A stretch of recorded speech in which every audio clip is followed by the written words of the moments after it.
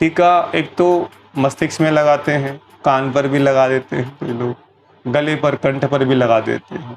क्या अर्थ है इसका?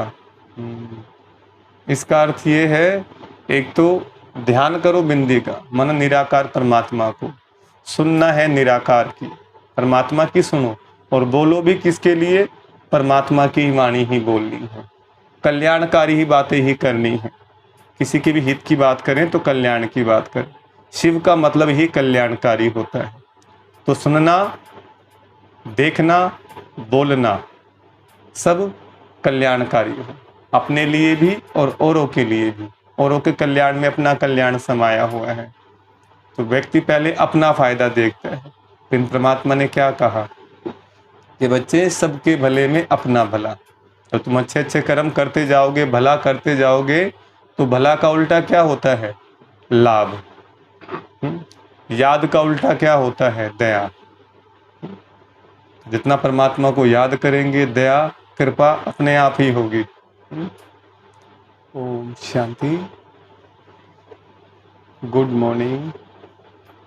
बाबा के महावाक्य सुनते हैं। बाबा कहते, मीठे बच्चे, आत्मा और परमात्मा का यथार्थ ज्ञान तुम्हारे पास है, इसलिए तुम्हें ललकार करनी है। तुम हो शिव शक्तियाँ। कौन है हम? शिव शक्तियाँ। पर्सन। सबसे ऊंची मंजिल कौन सी है जिसका ही तुम बच्चे पुरुषार्थ कर रहे हो? उत्तर है निरंतर याद में रहना। यह है सबसे ऊंची मंजिल। याद से ही कर्म भोग चुकतू हो, कर्मातीत अवस्था होगी। जिस माता पिता से अपार सुख मिल रहे हैं, उनके लिए बच्चे कहते, बाबा आपकी याद भूल जाती है। वंडर है ना, देही अभिमानी रहने का पुरुषार्थ चलता रहे तो याद भूल नहीं सकती। गीत किसने यह सब खेल रचाया? किसने रचाया खेल? परमात्मा ने। ओम शांति। भगवान आज बच्चे अपने बाप भगवान को जानते हैं। अभी बच्चे आकर के बाप द्वारा आस्तिक बने हैं, क्योंकि बाप द्वारा बाप को जाना है, इसलिए आस्तिक कहलाते हैं।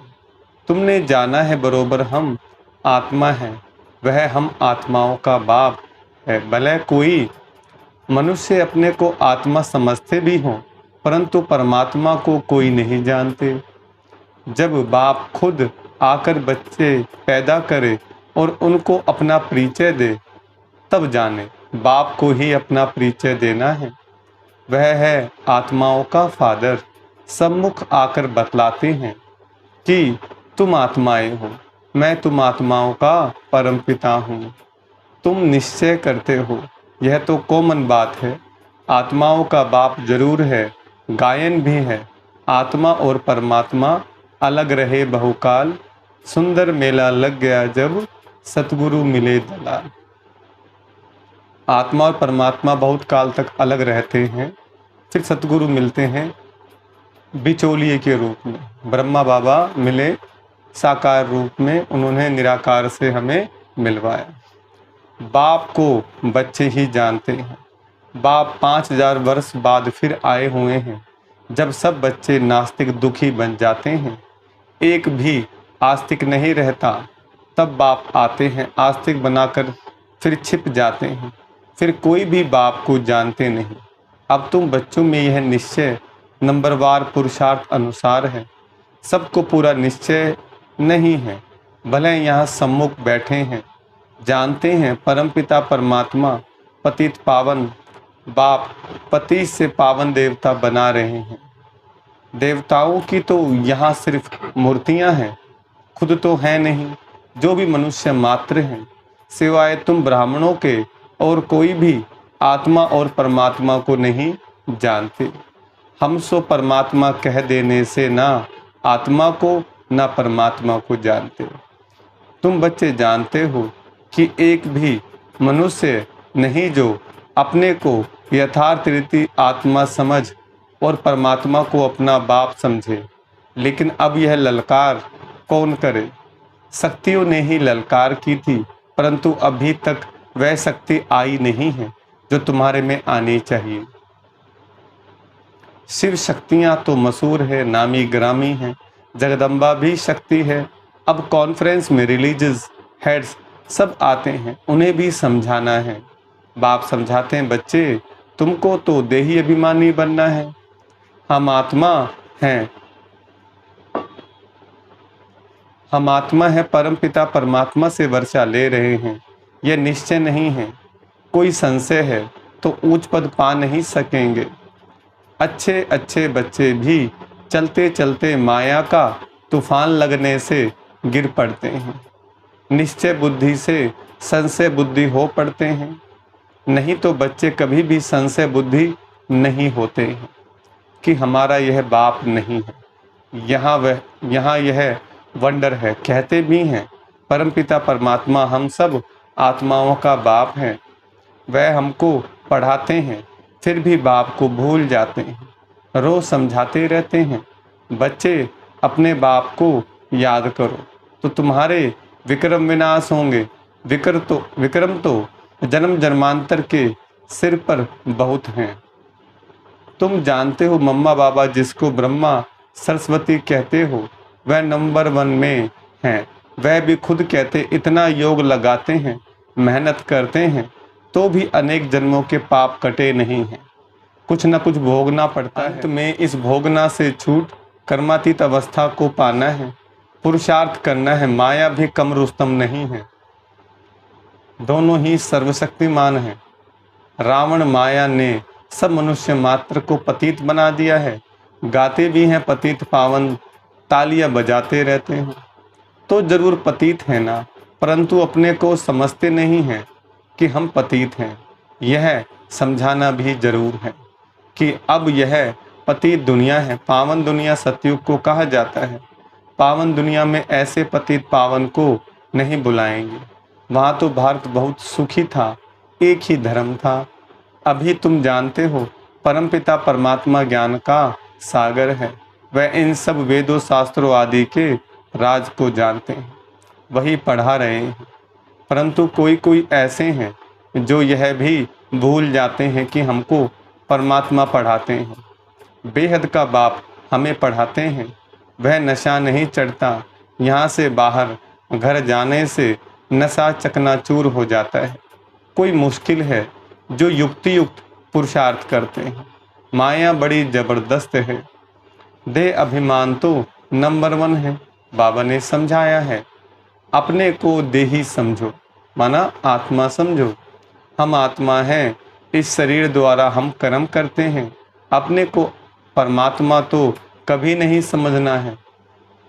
बाप कहते हैं, मैं तुमको पति से पावन बनाने आया हूँ, मुझे घड़ी घड़ी याद करो। परंतु बहुत अच्छे बच्चे भी बाप को याद नहीं करते और फिर सच भी नहीं बतलाते हैं। चार्ट जो लिखकर भेजते हैं उसमें भी झूठ सच्चा चार्ट लिखते नहीं। बाबा समझाते हैं, अपने को आत्मा समझो। हम आत्मा 84 जन्म पूरे कर अब बाबा के पास जाती हूँ। सवेरे उठकर बाबा को याद करो तो उसका नशा सारा दिन रहेगा। मनुष्य धन कमाते हैं तो नशा रहता है ना कि आज इतना कमाया, यह भी धंधा है, व्यापार है, तो उसमें कितनी मेहनत करनी चाहिए। बाबा अपना अनुभव बतलाते हैं, कितनी मेहनत करते हैं। सवेरे उठकर अपने से बातें करनी हैं। अब पाठ पूरा हुआ, अभी हम गए कि गए, फिर 21 जन्म राज्य करना है। कितना मीठा, कितना प्यारा, वंडरफुल बाबा है। ऐसे बाप को कोई भी मनुष्य मात्र जानते नहीं हैं। बाप आकर बच्चों को अपने से भी ऊंच ले जाते हैं और बच्चे फिर बाप को सर्वव्यापी कह अपने से भी नीचे ले गए हैं। इसलिए बाप कहते हैं, तुम बहुत दुखी बन पड़े हो, मैं तुम बच्चों को ब्रह्मांड और विश्व दोनों का मालिक बनाता हूँ और फिर तुम बच्चे मुझ बाप को सर्वव्यापी कह देते हो। यह भी ड्रामा में खेल है। अब बाप डायरेक्शन देते हैं, ऐसे ऐसे समझाओ। लक्ष्मी नारायण आदि देवी देवताएं 100% सॉल्वेंट बुद्धि थे, अभी नहीं है। फर्क देखो कितना है। कहाँ भारत स्वर्ग था, अभी नरक है। यह ज्ञान कोई भी मनुष्य में नहीं है, तुम बच्चों में भी वह ताकत नहीं है। देह अभिमान बहुत है, देही अभिमानी को तो धारणा होनी चाहिए। बाप डायरेक्शन देते हैं, ऐसे ऐसे ललकार करो, आत्मा क्या है, परमात्मा क्या है, कोई को पता नहीं है। तुम जानते हो हम आत्मा बिंदी हैं, हमारा बाप परमपिता परमात्मा भी बिंदी है। वह नॉलेजफुल पतित पावन है, जन्म मरण में नहीं आते हैं। हम आत्माएं जन्म मरण में आती हैं। परमपिता परमात्मा कहते हैं मेरा भी पार्ट है, मैं आता हूँ तुम सबको सुखी बनाकर, फिर निर्वाण धाम में बैठ जाता हूँ।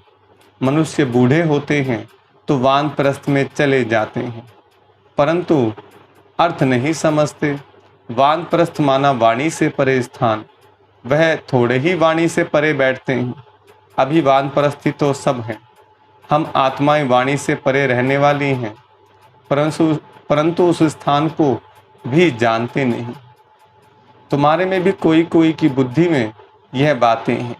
देह अभिमान बहुत है, बाप को फॉलो नहीं करते हैं।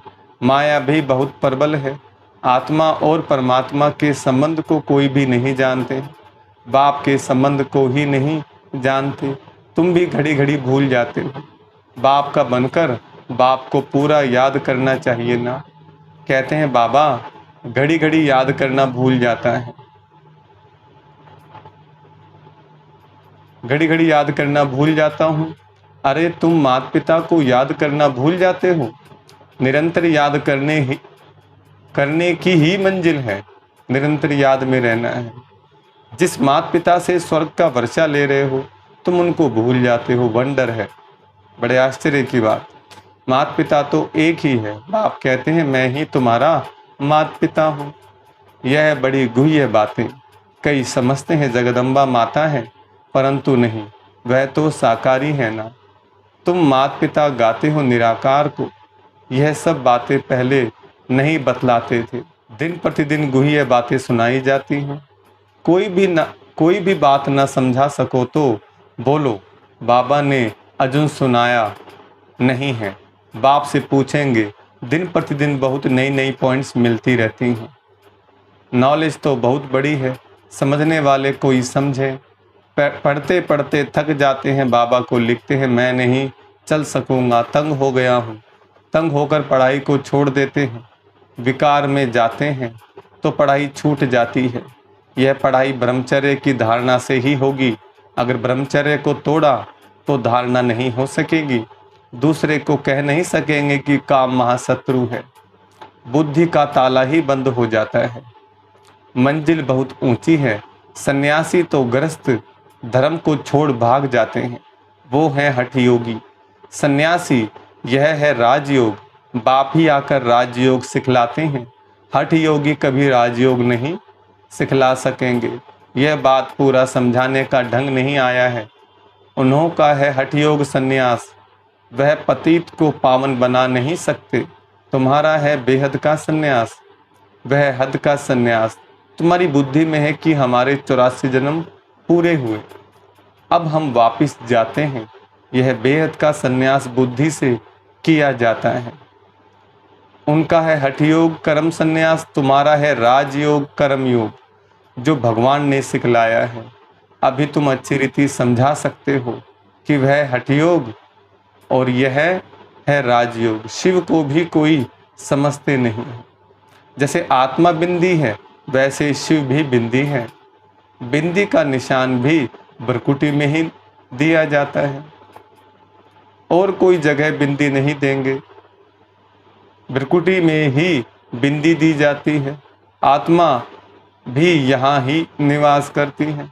अभी देखो टीका एक तो मस्तिष्क में लगाते हैं, कान पर भी लगा देते हैं, तो लोग गले पर कंठ पर भी लगा देते हैं। क्या अर्थ है इसका?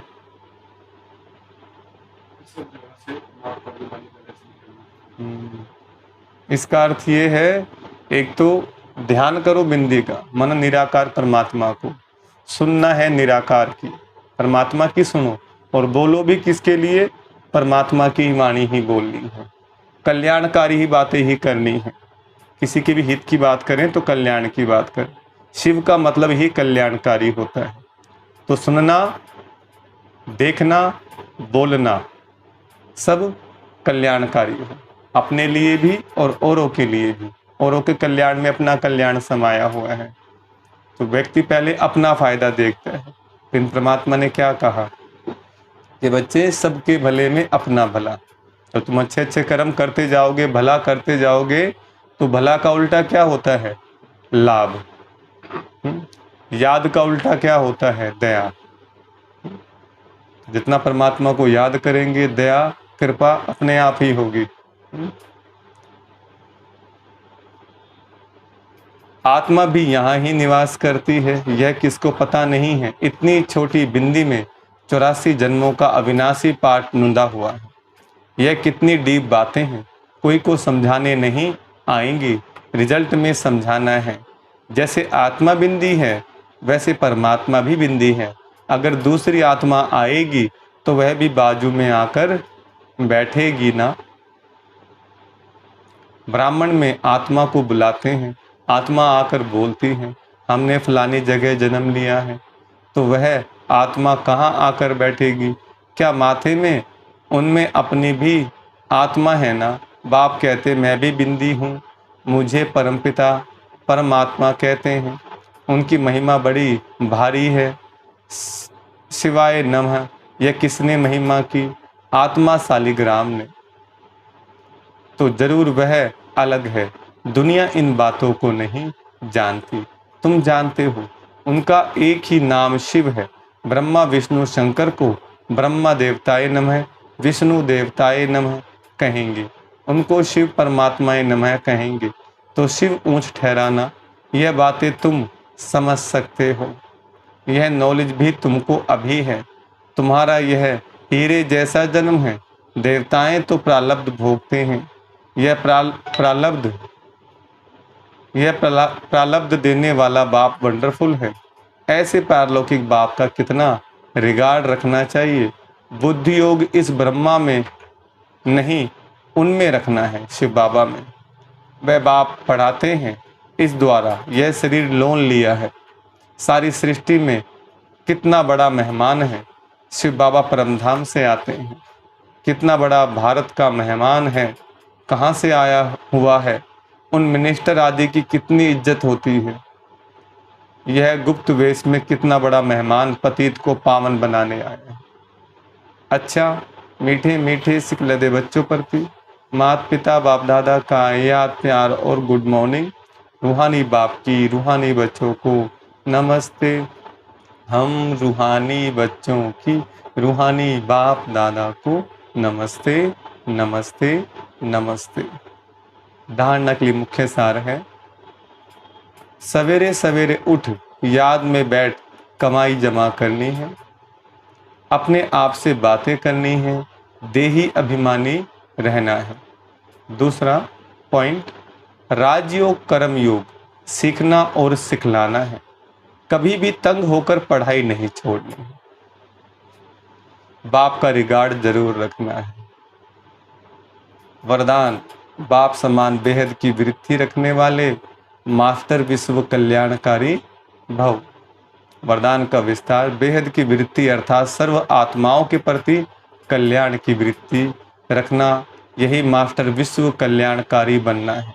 सिर्फ अपने व अपने हद के निमित्त बनी हुई आत्माओं के कल्याण अर्थ नहीं, लेकिन सर्व के कल्याण की वृत्ति हो।